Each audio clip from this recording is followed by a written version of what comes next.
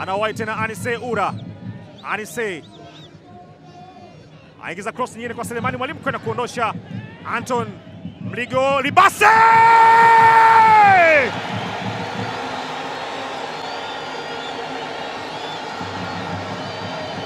hana kingine cha kufanya,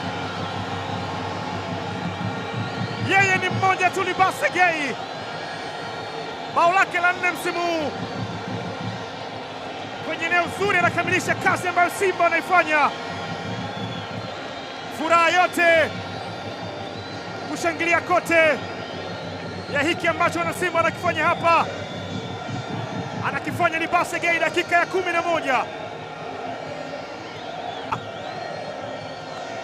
Haukutolewa ukatoka, Anise Ura kauwai akachekecha mpira ambao ukaondoshwa, haukwenda mbali kwa Anthony Mligo.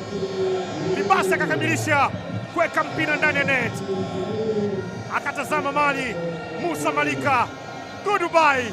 Mpira unapokelewa vyema kabisa na Ura. Anise Ura, Anise Ura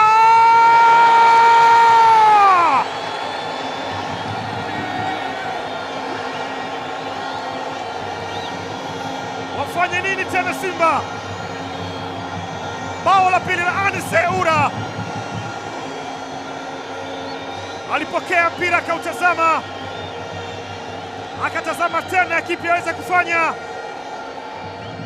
akamweka kwenye wakati mgumu Musa Malika kwa mara nyingine tena, ambaye anaruhusu bao. Makosa alifanyika, Nyenya alishindwa kugusa ule mpira ambao alisogea nao Anise Ura. Musa Malika kadive, lakini alifika mwisho na kushindwa kugusa ule mpira wa chini chini ambao unapokelewa vyema kabisa na nyavu la lango la kusini. Bao la pili kwa Simba. Hajafunga bao msimu huu kwenye ligi kuu ya NBC akiwa na Namungo bado.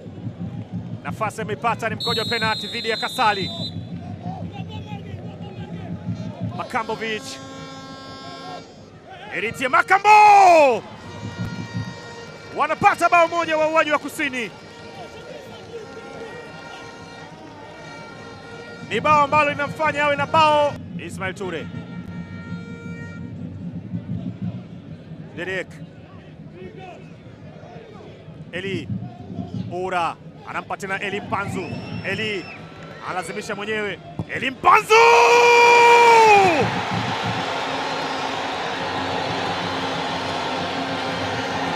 ameilazimisha yeye mwenyewe Eli Mpanzu na imepita kwenda kuwapa hai mashabiki wa Simba. Eli Mpanzu kibisa, wala mambo anayofanya kwa Wakongo si kitu cha kushangaa,